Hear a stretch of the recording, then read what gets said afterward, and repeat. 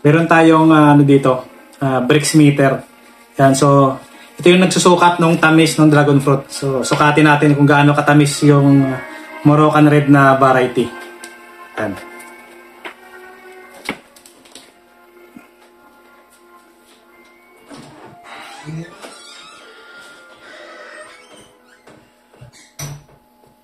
Kuha lang tayo ng konti.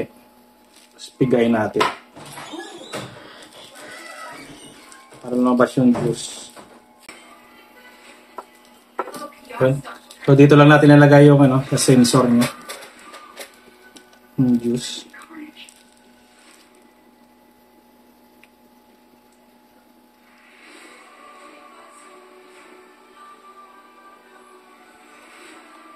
Tapos pag nalagyan na, pindutin lang yung measure natin. Yan. So nagre-reading na yung yan. Bricks meter natin. Yan. So ganyan katamis yung Moroccan red natin, 18.1. Tikman natin kung matamis nga yung 18.1.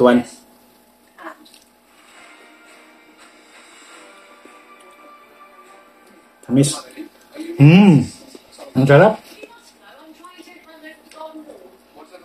Ang sarap niya.